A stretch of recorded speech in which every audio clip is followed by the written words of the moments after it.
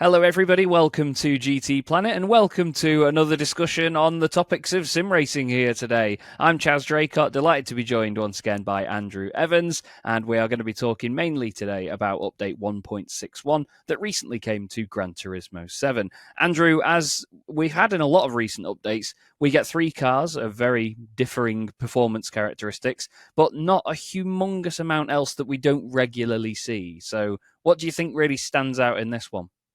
Yeah, I mean, we're on to the kind of the more recent trend of Gran Turismo 7 updates, wherein we're getting something sporty, something quirky, and then an SUV.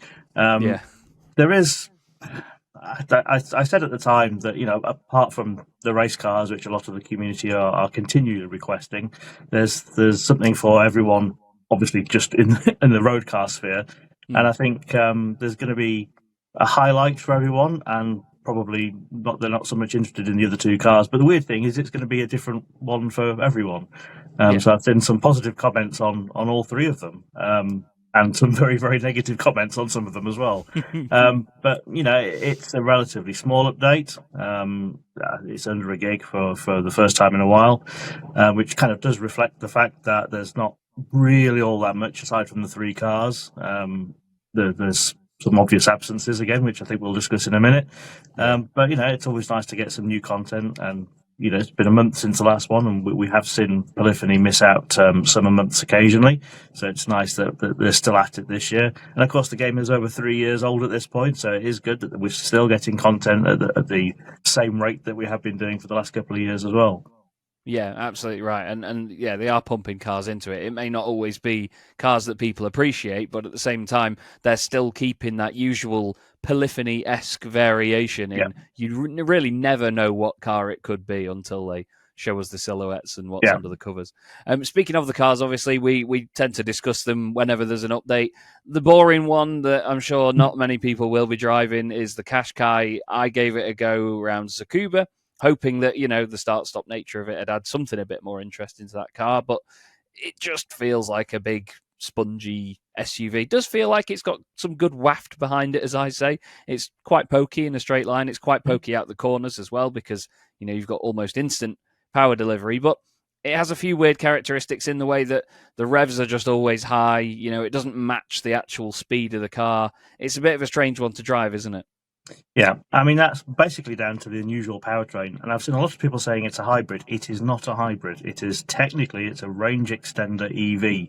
So only the motor drives the front wheels at all times. It only has a tiny, tiny 2 kilowatt hour battery pack. I mean, you think that some of these American manufacturers are putting in 115 kilowatt hour battery packs now to their EVs. Two is nothing. And the reason it's like that is because it's got a 156 horsepower petrol engine that generates power for the battery only. And then the battery powers the motor, which is curiously more powerful. It's 190 horsepower, 187 horsepower electric motor that drives the front wheels. So all you're getting is electric power.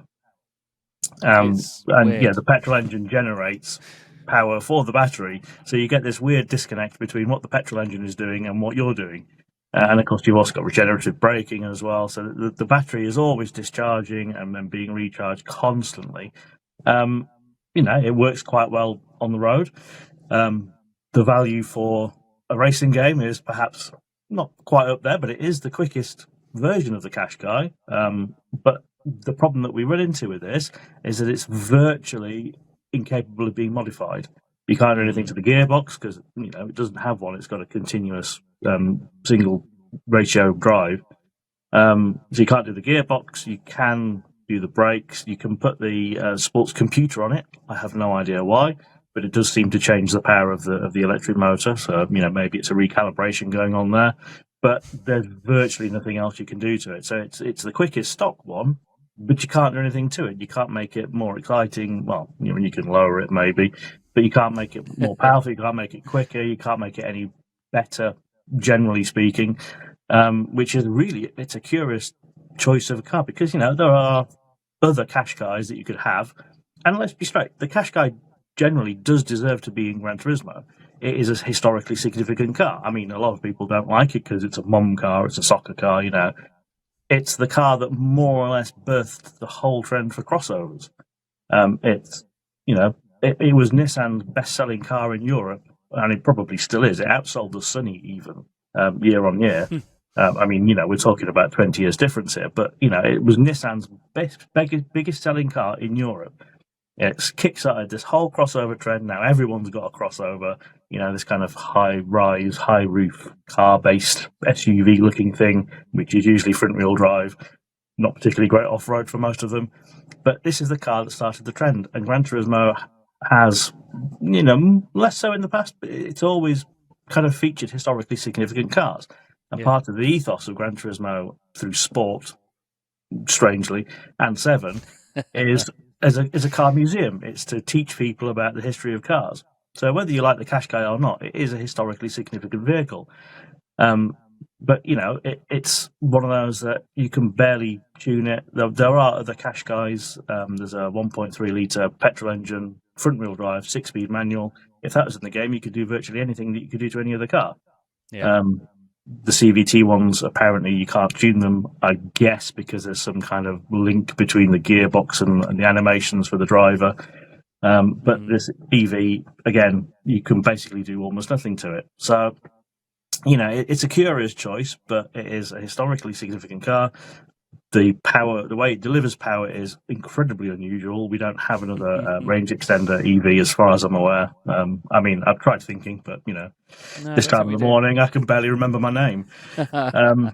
So it's an interesting vehicle. It's not going to be one that's going to grab everyone. It's going to be one of those where people who aren't necessarily interested in cars are going to go. They may have a Qashqai. It's an incredibly popular car. They may see a virtual Qashqai in Gran Turismo and go, "Oh, that's interesting," and perhaps give it a go. And maybe we'll get some people who are not as interested in cars coming into our game. And that's one of the things that the game always has to appeal to more people than already currently play it. In the motor industry, these people who you bring in to your brand, they're called conquest sales, as opposed to legacy customers, who are the people that always buy your cars. You need to be bringing people in to keep things alive. And, this is one of the things that the Qashqai might achieve, but it's the latest in a range of SUVs we've had. I think we're on 5 in the last 6 months now. Yeah, indeed. We're on a bit of a run. So what you're saying is it's Nissan's fault that now everybody's got a crossover, and we see, pretty much. Over here in the UK, I'm not sure for any of you outside of our wonderful little island, but over here on the highways or the motorways, it's always a Qashqai that's sat in the middle lane doing nothing at like 55 miles an hour, and they're doing like 400 miles in that middle lane as well. It's ridiculous. But, it's one of those things, like I said in our video about it, it's a bit of a nod to the manufacturer. It's a nod to the history of it. And there is obviously a good reason that it's part of the game. Same as the little Honda that has come to the game as well. It's an adorable little bit of kit. I don't know anybody that wouldn't love that little car. And as we've both mentioned as well, Andrew, I mentioned in my video on Thursday that we've seen the racing series that they have for these cars in Japan as well. They have a one-make championship for these fantastic little key cars, and it's just such a lovable machine, isn't it? Yeah, it's quite surprising how few of the K cars, which is, if people don't know, it's short for Keiji Dosha, which means compact car, basically. And then we all shorten it to K because we're lazy. But and then I pronounce it wrong. And then you pronounce it wrong. Did you say key? Yeah, key car. I know someone else who pronounces it like that. I'm so uncultured. Every time I correct him, it's K.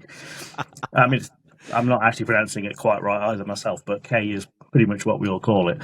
But it's surprising how few there are because, GT2 had tons of the things. GT3 less so. I think there was only a couple in GT3, but, that was a very pared-back car list.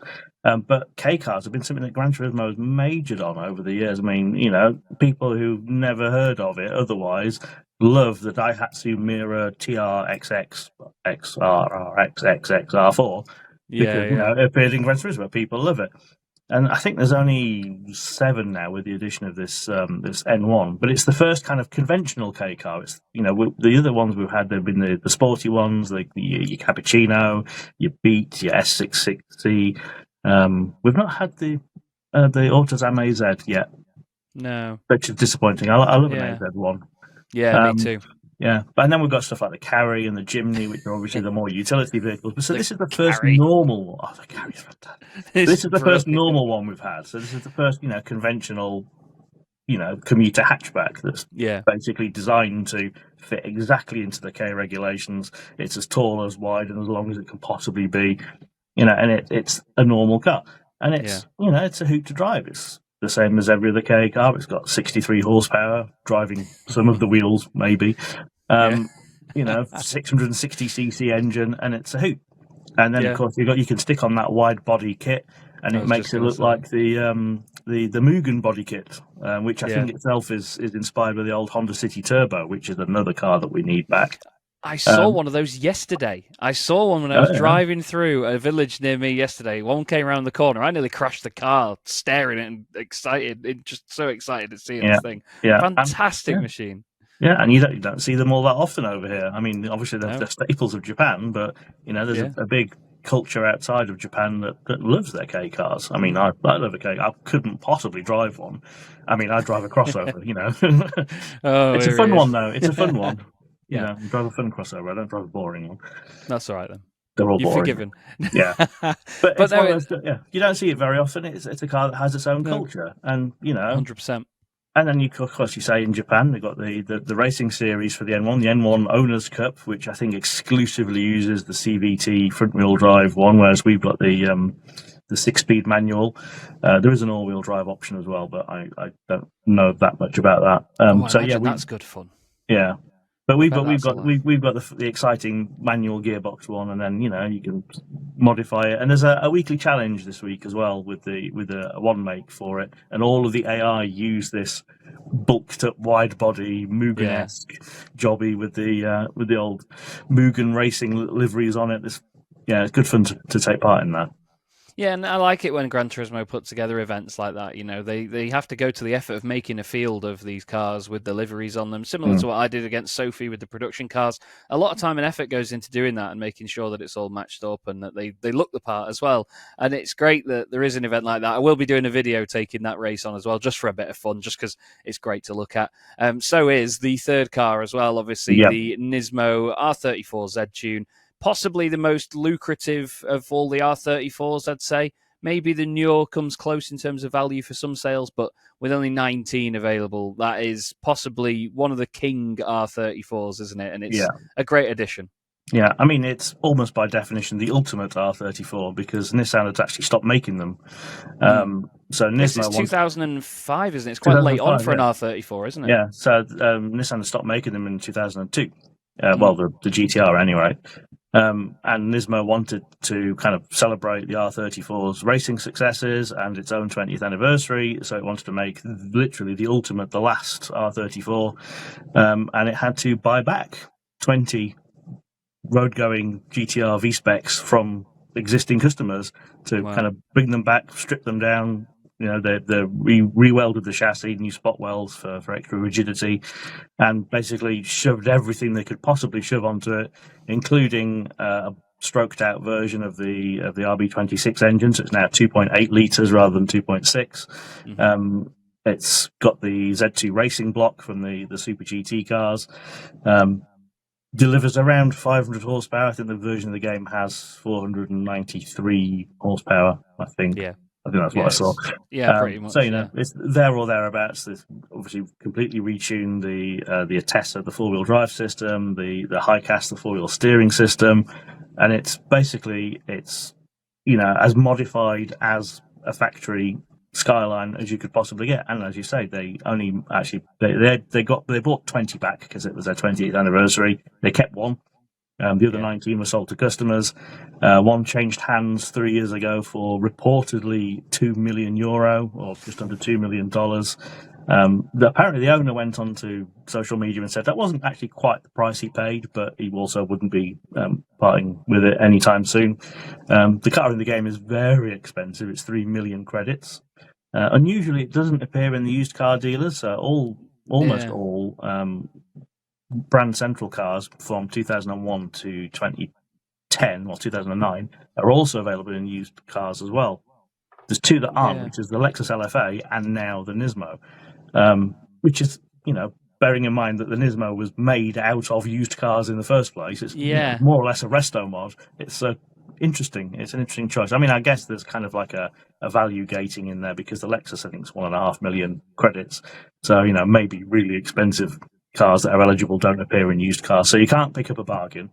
But you can drive it for free in the time trial for the next 2 weeks if you really fancy. And it comes in midnight purple as well. Oh, it does, yeah. I was so excited when I was happy to see Millennium Jade on it, obviously, but yeah, Midnight Purple 3, I could not avoid driving it in those colours and buying my one that I now have in the game in that colour as well. And I likened it to a GT4 car on the track with a lot more power because it felt very stable. It's obviously not got all the handling capability of like a Group 1 car or something. It's not completely glued to the road. It's still a road car at the end of the day.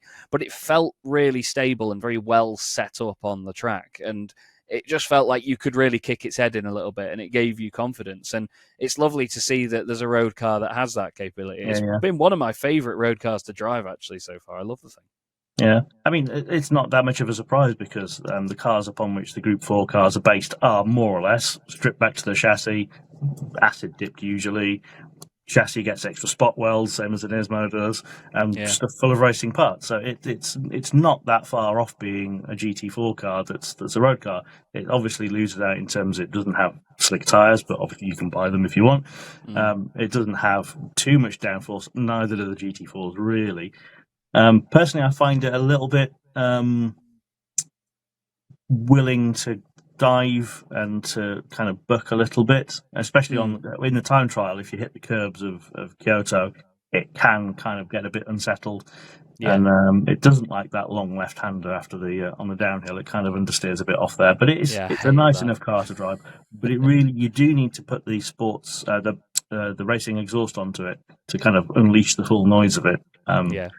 You can hear it's there with the standard, but if you get the racing exhaust on it, it sounds, as they say over here, proper naughty. Proper naughty. Yeah. What is proper naughty from Polyphony, I think it's safe to say, is that we now have gone way over a year and we have still got a very stagnant list of circuits. It's something we mention every time we do these, and it's still the same record spinning, unfortunately. It's very broken now. It's been beaten to pieces. It's one tiny piece of vinyl in the middle that is still spinning. But it's just, at this point, considering how much effort they still put into the updates, it just seems a bit of a shame, doesn't it? Yeah. I mean, I say every time, if you have 500 cars and 100 tracks, if you add a car, you get 100 new experiences. If you add a track, you get 500 new experiences. Exactly. That sounds simple. Tracks are an order, if not 2 orders of magnitude harder to produce than cars. And the fact is that Polyphony has made a bit of a rod for its own back in that even the fictional circuits now are based on real locations. So they have to go to these places and scan the environment in order to then shove a track onto it. Which, it makes their life difficult. You can see why they've done it. You can understand the process. But it makes their life more difficult. And, we're getting no tracks. We've heard of loads of tracks that are possibly, potentially, maybe, perhaps in the pipeline. Obviously, the one that we've heard the most accurate information about is Motegi. Obviously, we all saw Apricot Hill being teased 4 years ago. Please. There's this. It's really awkward. I mean, and we know that licensing is not that easy. Project Motor Racing is coming up. I think the first thing that we all saw in the most recent trailer was that the circuit, which quite clearly appeared to be a Formula One circuit in the centre of the United Kingdom, had non-name branding on it. So it was called Northampton, which obviously is Silverstone. And you got the wing building, the track layout, everything's accurate, but the signs say Northampton because they've not been able to license it. This applies to some of the other tracks as well. So they're getting, the Silverstone layout with just not the name. It's going to be interesting to see how that goes from a legal point of view, but, I'm sure that Ian Bell knows what he's doing. But, we need tracks. We say this over and over again. We say this every month. Even if they are hard at work on GT8 and, they have potentially been working on GTA since even before GT7 came out. We don't know the state of play. We don't know the progress. We don't know how close it is. People have got different theories on, whether it's going to come out as a PS6 launch title or whether it's coming sooner rather than later because, the tracks are drying up and they're saving content for the next game, as we keep on hearing, which Kazunori Yamauchi has previously said we don't do that anymore. But, maybe the state of play of that has changed because I think it was 2023 when he said that. Maybe there's PlayStation Studios are sticking their oar in as to what they're allowed to do and what they're not allowed to do. We just don't know. But we're at this familiar point where the community and Polyphony Digital aren't really speaking to each other. I mean, obviously the community is saying lots of things, but it's not necessarily being communicated back what's been heard, what they're doing, what's going on. I mean, one of the most popular things that's happened in Gran Turismo 7's history was when the game was bricked in 1.07. And very shortly after that, Kazunori Yamauchi came and he made this very personal video apologizing for what's going on and kind of informing what the plans were and asking people to look at it from a more long-term point of view. But the fact that he spoke to the fans directly, which was pretty much unprecedented at the time, that generated a lot of goodwill. I mean, I know that the game was review bombed because of lots of stuff that happened early on in the game's life, but that was a kind of a popular thing, and it's one of these things that we really do need to hear more from Polyphony Digital. I don't know whether I know they had a community liaison before, it didn't really work out. I don't know whether they need to appoint one now, which lots of other games have. We don't obviously know how much PlayStation Studios and Sony, who've had big cuts recently, they lost a whole chunk of PR staff, so that's gone. And it's we kind of really need to understand what's going on here because the rate of tracks has slowed comically. We've not had one it is a full year now. I think Eiger came this time last year. Yeah. So if we get an update at the end of August, it's going to be over a year between tracks. And, again, I love Eiger. It's not really a proper racetrack. You can't race anything too powerful around there because of all the jumps and the tight corners, and it's really compact. And the track we had before that was a snow racetrack. And, the last new track that we had before that was a variation of Barcelona, which was Rallycross. I think we had the Nürburgring Sprint version in between that as well. It's what we kind of need, these bigger racetracks that are more purpose designed to have cars racing on. Motegi would be ideal. I mean, I know a lot of people don't necessarily like Motegi all that much. I only like half of it myself, but it would be ideal. It is a proper racetrack. We need tracks. It's one of these things that is it's possibly my biggest bugbear at the moment. I know other people are like, give me race cars, I want the latest GT3 cars, and I can see where they're coming from. I don't necessarily want brand new GT3s myself because what's going to happen? They're going to get bopped, going to get shoved into the balance of performance. The old car, they'll just replace the old car in the pecking order, and all that happen is people will be driving the new car instead of the old one. I can get why people want that, and I'd love a McLaren 720S instead of the old 2013 650S GT3. Yeah. But racetracks are the thing we need more than anything else. Yeah, and like you say, it's the only justification it needs is the fact that it is 500 odd more experiences. You can throw all the cars around them, and I think the main thing that they need to avoid doing is if they are holding back tracks here, and if they are working on them for GT8, then I imagine that'll be somewhat forgiven. But I think the worst thing they could do is come out with GT8 eventually, and we still have the same amount of tracks, and there's nothing new there. That would be completely suicidal from them, to be honest with you. I don't see that happening, but you never know. It's Polyphony. We never know what we're going to get. And in regards to the tracks that we have at the moment, obviously High Speed Ring has had Sophy added to it as of late, but with a strange twist in its behaviour, apparently. So obviously, I mean, people may or may not know about GT Sophy, which is this AI that's been developed using machine learning processes. And basically, they develop it offline in these console arrays or PC arrays to teach it these behaviors, and then they finalize what's called an agent, and then this agent gets put into the game. So the one in the game doesn't learn anymore; it has been taught, and then each month they teach it how to use a large amount of the cars on a new circuit. So this time around, we've got High Speed Ring, proper quality classic Gran Turismo circuit. Absolutely. So now you can race against this advanced machine taught. I keep saying machine learning. It no longer learns once it's on your console. So it's a machine taught AI which races in a more human manner. Obviously, it's not as fast as it could be. We've seen it absolutely slapping world champions before. It's toned down quite a chunk so that, players, normal players like me, can get more out of it by having closer races with it. The fastest way around High Speed Ring, as we've all learned from all the time trials, is to go as high on the banking as you possibly can. Sophie doesn't do that. So Sophie doesn't deal well with the turn 2 banking at all. But it's still it's a good laugh to race against Sophie rather than the regular AI.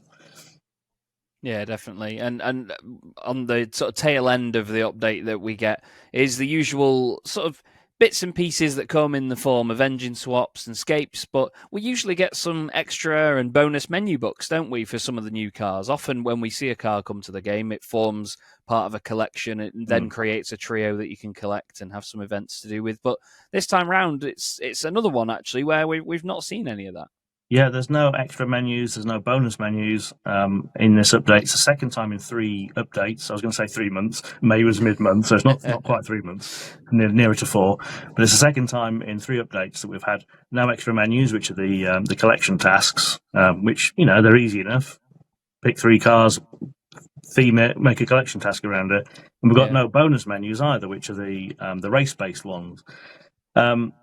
I find the lack of bonus menus quite weird because we get these special events in the weekly challenges, which are created just for the week. They're usually themed up. I think the one we saw last week was the Ferrari 812 Superfast, which is the second. Usually we get 3 of these events, so that was the second. This week we've got the N1 RS1 mate. We've had some in the past. We've had DTM based ones. We've had Super GT based ones. Had loads of one mate ones, and these were all ideal for a bonus menu book. We could, they've all had 3 races. Some have had more, but they've all had 3 races. You shove those 3 races in as a bonus menu book. We've got a new bonus menu book, and some of these races. They absolutely have to come back because they've been fantastic races. They've been some of the best received races in the game. Helped along by the fact they've got these real life inspired liveries, not quite always the real ones, but real life inspired liveries that Polyphony have gone to all this trouble, as you said before, we've gone to all this effort to make these liveries, and then they're used for a week and then they're gone. That's the weirdest bit of it for me. It's like it's just gone then. And they use it once. We've seen it even in the daily races as well, haven't we? Look back at was it the Auto Bianchis?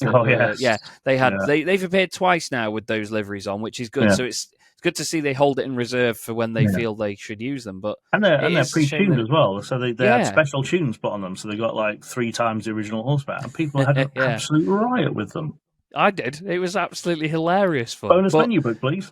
Yeah, exactly. If they just put 3 of those together, then you could do it whenever you wanted as well, and you could visit that again. And it just seems like a bit of a waste in a way, doesn't it? Yeah, I mean, it's one of the 2 things in GT that qualifies as FOMO. It's if you don't race it in that week, it's gone. The other is the invitation system, and I'm not going to talk about that again because I hate it. There's so many better ways to be doing that if you want to do it. Yeah. I said I'm not going to talk about it, then I did. Yeah. But it's, these races, they're there for a week and then they're gone. You get 3 of them spread out over the course of 2 months, and then they never appear again. You've got 3 of them. That's a bonus menu book. Bring them back as bonus menu books.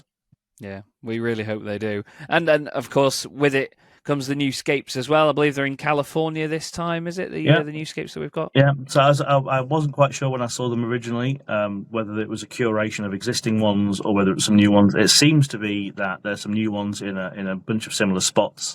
Actually, they're all based around this little tiny town, which is just underneath Mount Whitney, which is California's highest peak. So it's a really pretty place, kind of between Death Valley and what's on the other side? Well, Mount Whitney's on the other side. And there's kind of like this nice little natural valley, and there's lovely landscapes and mountains and I mean, it's called the village is called Lone Pine, but there's bloody loads of them. But it's a pretty enough looking place. Last month we had Scotland, which one of the prettiest parts of the UK. I'm even as a northern Englander, I've got to admit that Scotland had some very pretty landscapes. Yeah. Scapes are a wonderful thing if you're into your photography. I love scapes. I've got something planned with scapes coming up. Yeah. Mm-hmm. But yes, it's a lovely feature, and it is good that they keep on adding these 20 or 30 scapes. But we're looking at this update where there's 3 cars, there's some Sophy races, there's three new events which are dotted around the various existing world circuits, because we don't have a track, and we've got 5 engine swaps and scapes, and 20 scapes is probably not enough to be a headline feature for an update. We don't talk about them all that often. They're a great feature, but it's if it's the 4th biggest item of an update, I think we need to be having more. Yeah, definitely. More is more in this case. Yeah. Just to round things out and break away slightly from the update, as a little bit of bonus news, there's quite a lot going on with Test Drive Unlimited Solar Crown at the moment, isn't there, as well? Yeah, with a big update coming their way. Yeah, so I mean they've laid out their plans for the second year. I mean we all know how Test Drive Unlimited Solar Crown went at launch. Yeah. Yeah. I mean we got the review copy over on the Monday, which was irritating. I missed out on the weekend play, and the game went completely offline by the Tuesday and didn't even work through its launch. So I basically got 11 hours of review time in it. I liked it enough. I find it a bit to play, but you can see, I can appreciate the ideas of what's going on. So obviously they've laid out their year 2 plans. There's quite a bit of contrition for how it went, and addressing some of the complaints that we've had and that fans have had. But it's all kind of starting with this at the end of the first year, which season 4, which I think was Tuesday this week, where they brought back a feature from Test Drive Unlimited 2, which is the casino. And then that was immediately banned in 61 countries. So they've got this prize which is key to the casino, which is one of the 5-ish new cars that they've got coming this month. One of them is it's a casino prize. If you're in one of these 61 countries, and it's not a weird set of 61 countries either. We're talking, Australia it's banned in Australia, Portugal, which is ironic because the casino's in Macau, which is a former Portuguese colony. China, which is also ironic because the main game's in Hong Kong. And India, they've got 6 of the 8 most populated countries in the world have banned the casino feature from so these players can't access it. They can't get the prize. Strange. Yeah, KT Racing is looking at a way to solve this so that these players in these countries can get this prize. But gambling laws are gambling laws, and I'm not a massive fan of gambling generally, especially when it's shoved into games. And then, of course, additionally, they've now made the Solar Pass, the kind of the playlist. They've now made it into what they originally wanted it to be. And if you've not got a free pass from the silver or gold editions, you've got to buy it. And you buy it through an extra currency, which is now microtransactions. So you've got to buy these diamonds, and most of the packs don't have enough diamonds in to buy a round number of solar passes. Yeah, it's just less than what you need. It's always just less than what you need, isn't it? My son plays Fortnite, and I think the packs that you can buy, I know. Now, I admit I've played it with him, and he absolutely slapped me at it as well. I have no shame in hiding that. They sell things in packs where, say you need 2,000 whatevers to buy something. They'll sell a pack of 1,800 just to really piss you off. Yeah. And I imagine they're going to do the same there, are they? Yeah, I mean, the each pack, if you want to buy an individual pack, is 600 diamonds. If you want to buy the VIP, where you can skip 20 levels, is 1,500 diamonds. The base pack is 500. So if you buy 3 of the base packs, you can get a VIP one, which is that's fine. Mint. But yeah, but there are still other things coming in the game. They're looking at adding the houses feature in a full year's time, which is an unusual way to announce something. Yes, we're going to add something amazing in 12 months. But there is still plenty to come. Again, I quite like the game. I like what they're doing. I like the ideas. Don't like the microtransactions. Not a fan of the gambling.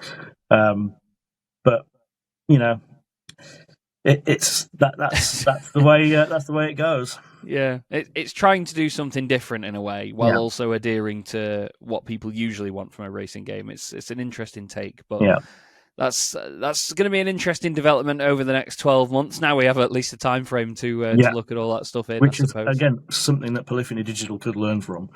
I would definitely agree.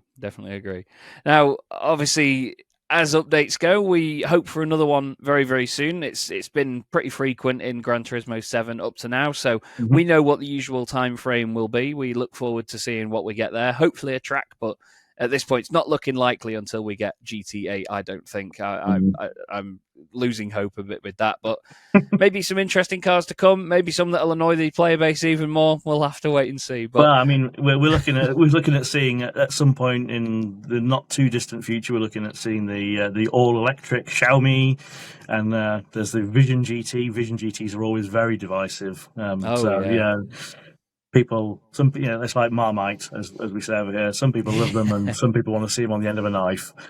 I've never heard it described that way. I like that. I like that even more. Yeah, but we're looking at there's still some support coming. I mean, we don't quite know what they're going to be doing in September when we have the second round of the GT World Series in Berlin. Usually these events are used to reveal new content, like the London one that revealed Xiaomi with both the supercar and the Vision GT coming. So they should have something planned for Berlin.